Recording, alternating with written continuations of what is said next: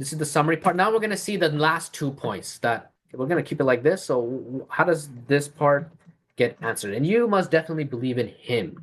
So, and you must support him. Okay. It's very important. Okay. Here we go. You guys ready? Okay. So this one. Ready. Answer is, here we go. 285 answers that. Let's just read it quick. It's very famous. The messenger has believed in what was revealed to him from his Lord. And the believers. So remember we're doing over this 19, right? Remember that? And 74:31, the explanations. Remember Hamza was saying it was for those who were given the book and the believers, right? That was the key thing. Okay. Each one, kullun amana billah. Each one has believed in Allah. All of them believed in Allah, meaning Muhammad. So the messenger who here is Muhammad, okay? This is Muhammad being the messenger. Okay? He, as a messenger, believed in what was revealed to him, the Quran. So Allah's confirming Muhammad's a believer in what he gave him. Now, this is like so obvious. He has to be, right? Logical, but this is very important as proof. Allah is telling us he believed in it. This is a proof from Allah, which is all you need anyways.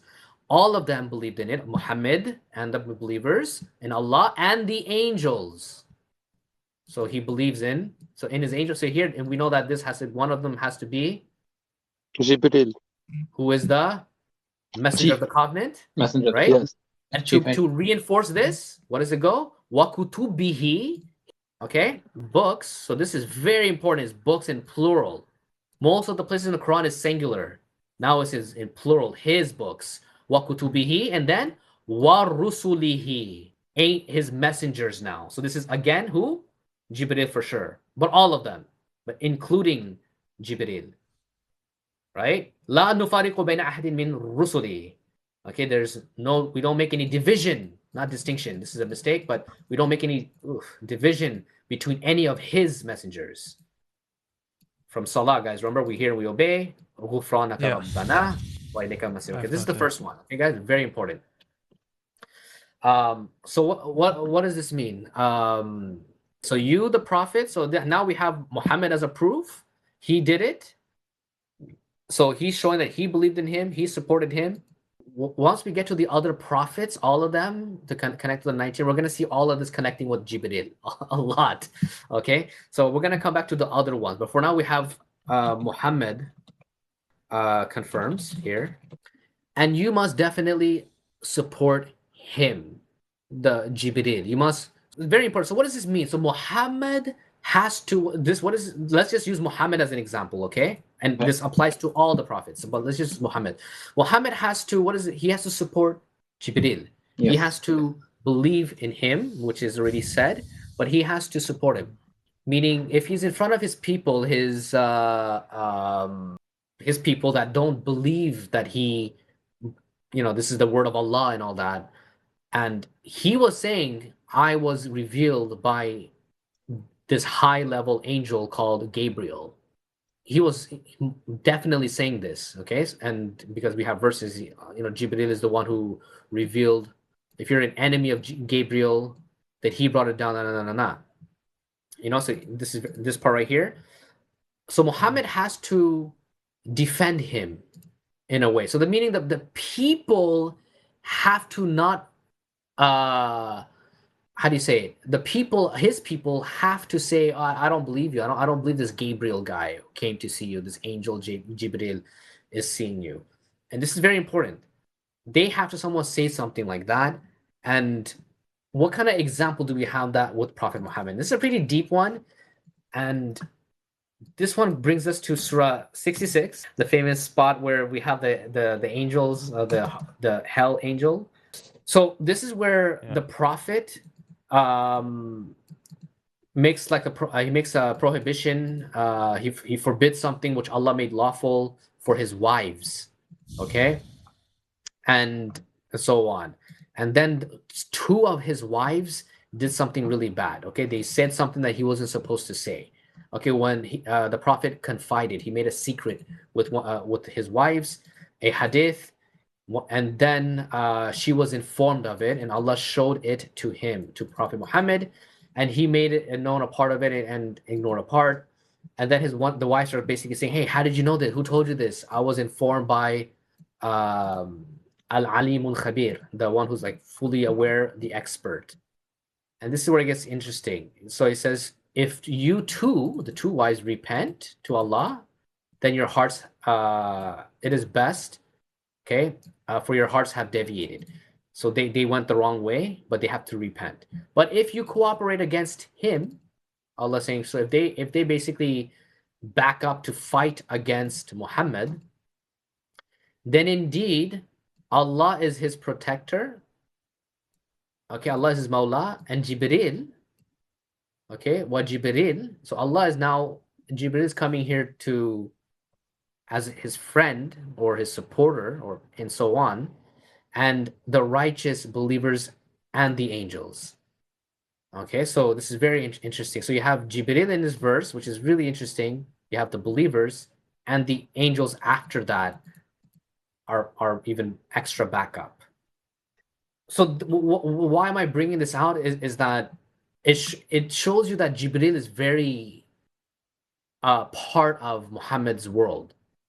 Okay, and this is telling us that he was always in connection with Jibril by Allah's permission, and in order for Muhammad to have this kind of relationship, like imagine an angel or Jibril is coming, and you did not believe in him or support him, why would he still visit? It's like me trying to see you, like Amir. Like if I was like assigned to you for whatever reason, and you don't like me, let's just say you don't like me, and you don't want to support me or anything, I don't think I'm gonna continue being with you, or I don't want to help you or do anything for you. You understand what I'm trying to say? Like Yeah. this verse is showing that this is proving he had this relationship because he wants to come help. Him alone. It's like Jibril, Allah's pinpointing Jibril here. Like only him. He doesn't Allah could have just removed Jibril and just said the angels, like just like he says right here. But instead he says, or Allah could have just said Allah is his protector. That's it. Well, Allah's coming, Gabriel's coming, the righteous angels are coming, the righteous believers, and on top of that, we're gonna send angels as backup beyond that.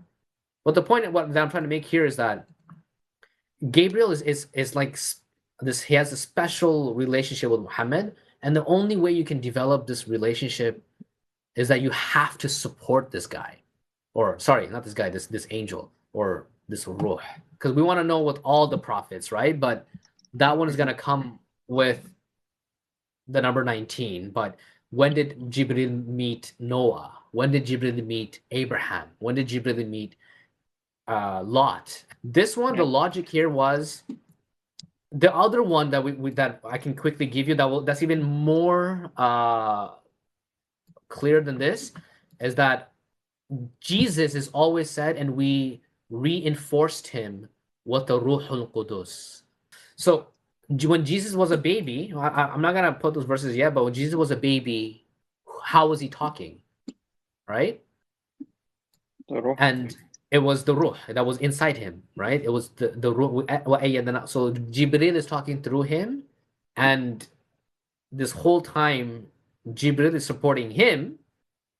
Now, when he grows up, it kind of shows that there's like this relationship between him and Jibril. And now there's another deep thing about Jibril and Jesus, though, but we'll probably get into that later.